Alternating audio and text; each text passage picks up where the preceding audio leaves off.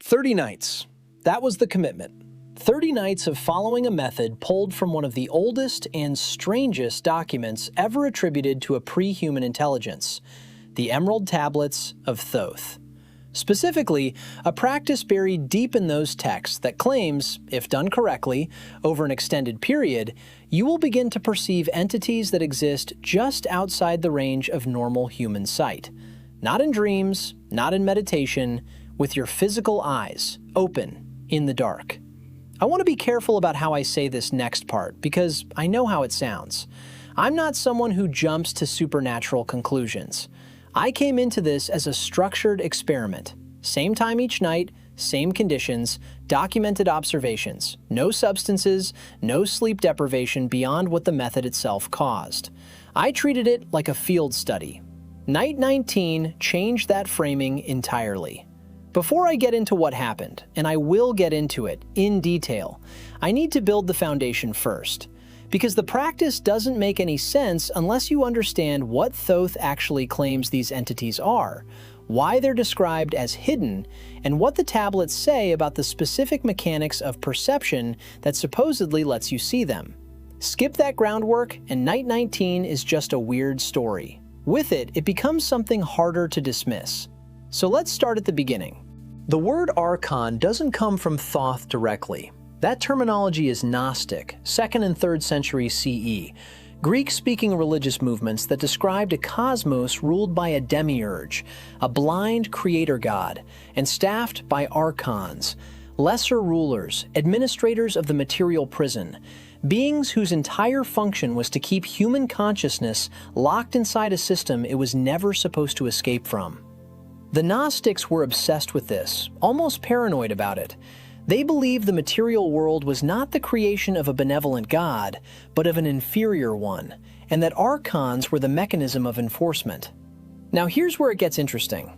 The Emerald Tablets, which most scholars date as a document to the early 20th century, but which the author, writing as Thoth, the Atlantean, claims encode wisdom from civilizations that predate recorded history, describe a class of beings that maps almost perfectly onto the Gnostic Archon framework. Thoth calls them the Dweller, or in some passages, the Children of Shadow, or the Brothers of Darkness. He describes them as intelligences that feed on the light of incarnated souls, that they are drawn to low-frequency emotional states, fear, confusion, despair, that they are not metaphors, that they are literally present, literally hungry, and literally hidden. Hidden how? This is the part I spent the most time with.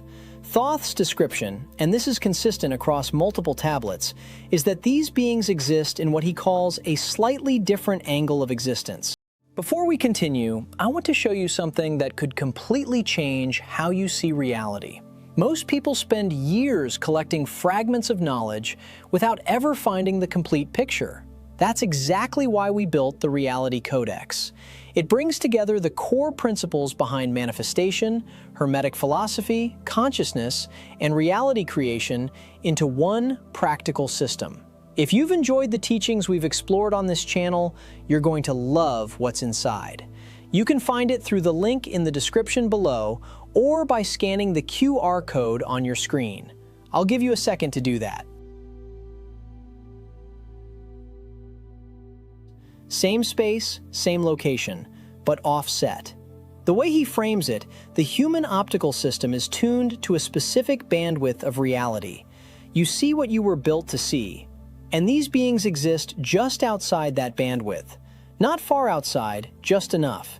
Just enough that under normal conditions, in normal light, with normal attention, you will never perceive them. They are, as Thoth describes it, perfectly positioned to be invisible, but not permanently invisible. The tablets claim there are conditions under which the gap narrows. Specific states of consciousness, specific environmental factors, specific physical conditions of the eye itself, and under those conditions, you begin to perceive what Thoth calls the shadow world bleeding through. His language for this is striking.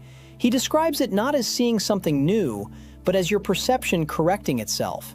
As if normal human sight is the limited state, and extended perception is the restoration of something that was taken. The method I followed for 30 nights is drawn from Tablet 8, which deals specifically with the hidden masters and the forces that oppose human liberation. The practice involves darkness, a specific breathing pattern, a period of sustained eye focus without blinking, and a mental framework Thoth calls the setting of the will, a deliberate orientation of consciousness toward the outer edges of perception rather than the center. You're not trying to see something in front of you, you're trying to see what exists at the periphery of the entire system of your perception. I spent 3 full weeks just reading and rereading those passages before I started. Not because the method is complicated, it isn't, mechanically, but because Thoth is extremely specific about the risk. He says repeatedly that to perceive these beings without the proper orientation of will is dangerous. Not metaphorically. He uses language that implies actual psychic or spiritual harm. He calls them feeders. He says they are attracted to the opening created by extended perception, and that without what he terms the light built within, looking for them is the same as sending out an invitation. That warning sat with me. It still does. I'm Daniel, and this channel, Hermetic Talk, has covered a lot of strange territory. But I want to say clearly, I went into this experiment as skeptically as I know how to be. I documented every session in a physical notebook. Same room, same chair, same time, 2 a.m., which is not arbitrary. Thoth's text and multiple secondary sources on liminal perception all point to the period between roughly 1 and 4 a.m. as carrying different neurological and potentially perceptual properties. Science partially backs this up. The glymphatic system is most active during deep sleep cycles that overlap with this window, and there's genuine research suggesting human sensory thresholds shift measurably in that time frame. So even from a materialist position, 2 a.m. is not a random choice. Nights 1 through 5, nothing unusual. The practice itself is physically demanding in a way I didn't anticipate. Sustained focus in total darkness, and I mean genuine total darkness, blackout curtains, all devices off, creates a very specific kind of visual noise. Your eyes, deprived of input, start generating their own. Phosphenes, patterns, movement at the edge of your visual field. The challenge in the early nights was learning to distinguish between that internal noise and anything external. Thoth's method actually addresses this directly. He describes a particular quality of movement that is not phosphene-based, a quality he calls purposeful. The internal noise is random. What you're looking for has direction. Nights 6 through 12. I started to notice something I can only describe as visual texture in the darkness. Not light, not shapes, texture. Like the dark itself had grain. I noted it every session. It was consistent. It didn't feel like a hallucination in the traditional sense because it wasn't dramatic. It was subtle, almost boring, honestly. Just texture where there hadn't been texture before. Before we continue, some of what I've learned simply never makes it onto YouTube. That's why we have Insights Academy, a free newsletter where I go deeper into hidden knowledge, ancient wisdom, metaphysics, and the nature of consciousness. The knowledge we don't share in these videos. And when you sign up, you'll receive the Kabbalion as a welcome gift. You'll find it through the link in the description below or by scanning the QR code on your screen. I'll give you a moment to do that.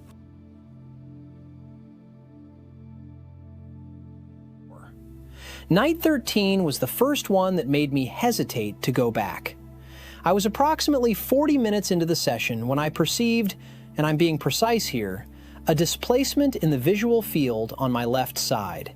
Not peripheral, not phosphene. Something moved with what Thoth would call purpose.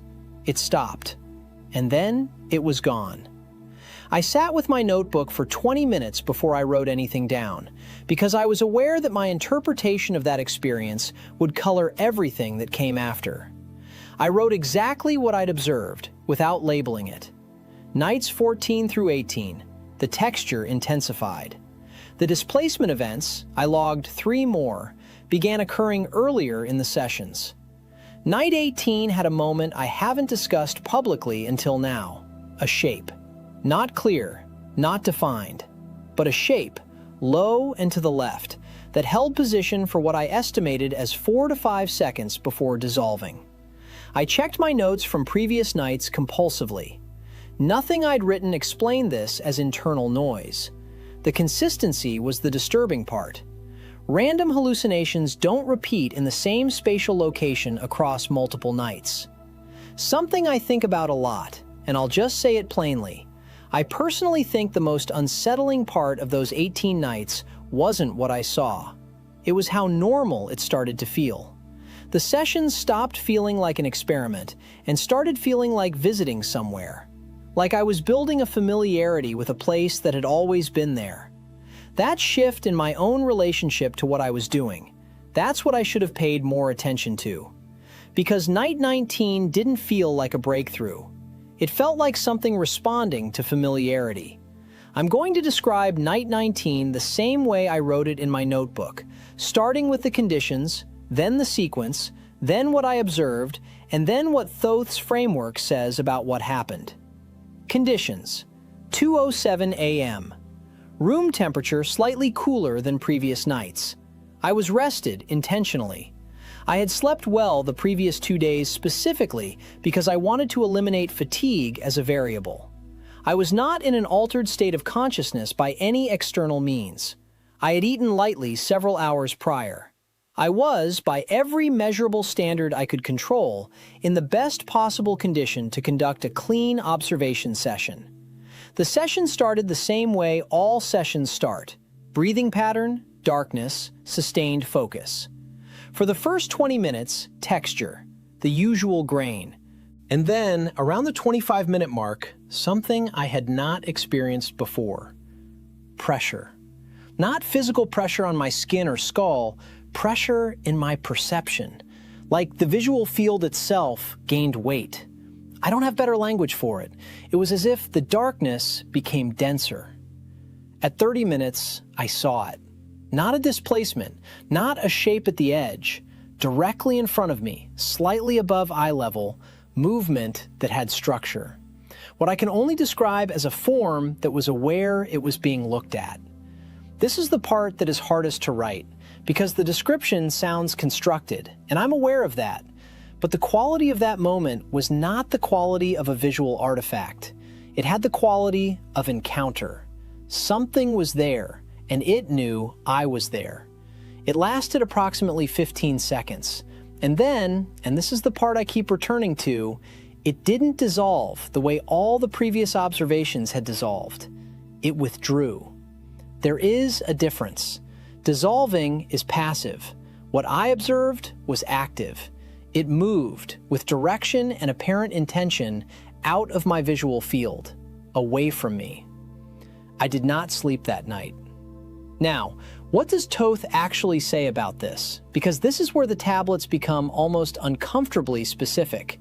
In Tablet 8, Thoth describes a threshold moment in the practice where, after sufficient sessions, the beings that exist in that offset space become aware that they are being perceived.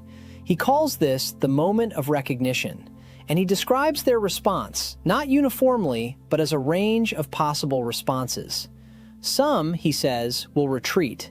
They are, in his framing, more cautious, more intelligent. They recognize that a perceiver with properly oriented will is not prey, and they withdraw. Others, Thoth warns, do not retreat.